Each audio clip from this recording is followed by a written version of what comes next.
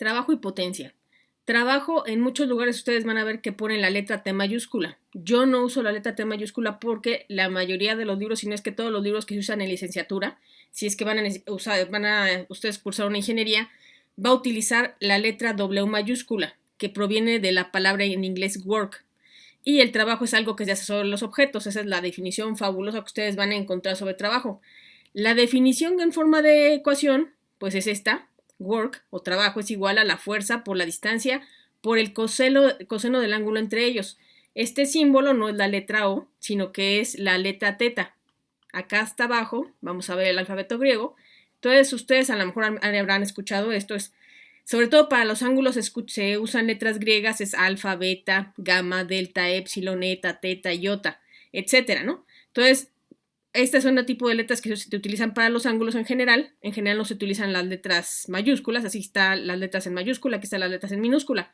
Entonces este símbolo no es una O, es la letra griega teta. Y ese es el ángulo entre los vectores de desplazamiento, la distancia, y el vector de fuerza.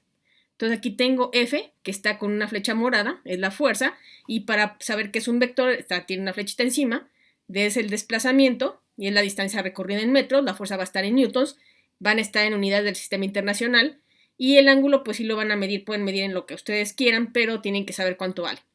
El trabajo se mide en joules porque si ustedes multiplican unidades de fuerza por unidades de distancia, les sale este combo que es newton por metro, y a ese combo en particular se le llama joule. Cuando los vectores de fuerza y distancia tienen la misma dirección y sentido, habíamos visto esto, que tenga la misma dirección significa que yo este vector lo puedo acomodar encima de este vector, nada más con una traslación. Entonces tienen la misma dirección y tienen el mismo sentido porque aquí en este caso los dos apuntan, por ejemplo, hacia la derecha, ¿no? En este plano. Entonces el trabajo es positivo más fuerza por distancia porque en este caso, si se fijan, el ángulo entre estos dos vectores pues es de 0 grados, ¿no? El ángulo no es más grande. Entonces, como el ángulo es 0 grados y el coseno de 0 grados es 1, entonces me quedaría que el trabajo es fuerza por distancia por coseno de 0, que es 1, y me queda más FD. Entonces, en estos casos, el trabajo es más FD, cuando estas dos flechitas tienen la misma dirección y mismo sentido.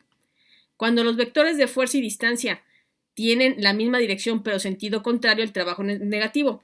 Aquí otra vez puedo tomar la flechita de la fuerza y ponerla sobre esta otra misma flechita, pero si ven tienen sentidos opuestos. Entonces en este caso, si yo pongo estos vectores así, verán que si cuento el ángulo desde aquí hasta acá, me va a salir de 180 grados.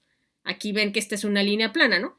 Entonces si empezara desde este punto y cuento hacia acá, hacia este lado, pues son 180 grados.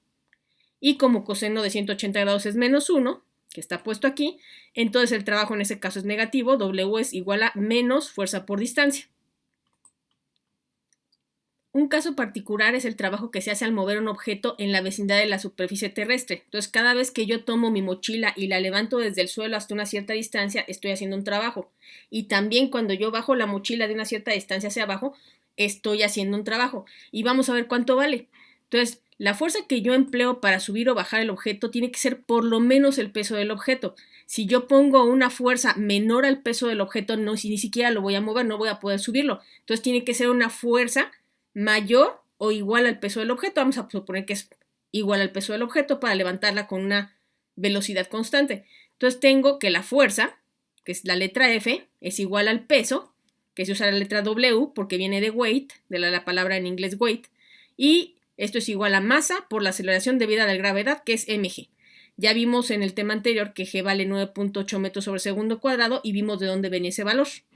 Ya se había puesto esto, ¿no? Que si se aplica la fuerza menor al peso, ni siquiera los muevo del piso. Entonces, vamos a ver el primer caso en el que subo un objeto desde el suelo hasta una distancia h. En ese caso, podrán ver que la fuerza está hacia arriba porque yo tengo que jalar el objeto hacia arriba para subirlo y el desplazamiento, la distancia es hacia arriba también, es un vector hacia arriba porque lo estoy subiendo. Entonces, la distancia que yo lo desplazo a partir del suelo es una distancia que mide h metros.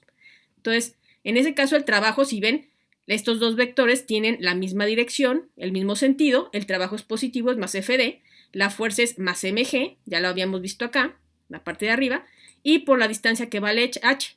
Entonces, en ese caso, cuando yo subo un objeto, el trabajo es positivo y vale más mgh.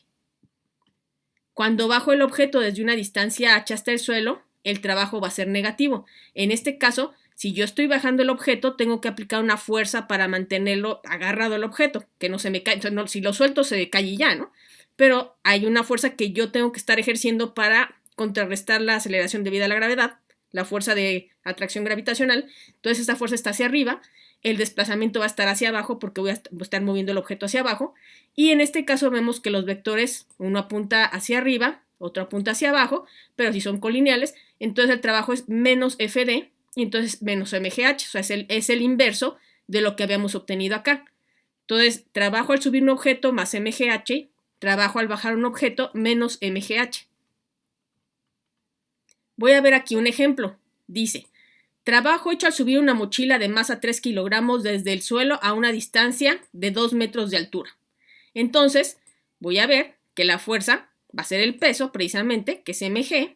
La masa vale 3 kilogramos por g, que es la aceleración debida a la gravedad, que es 9.8 metros sobre segundo cuadrado. Y si lo echan a la calculadora, les va a salir 29.4 newtons.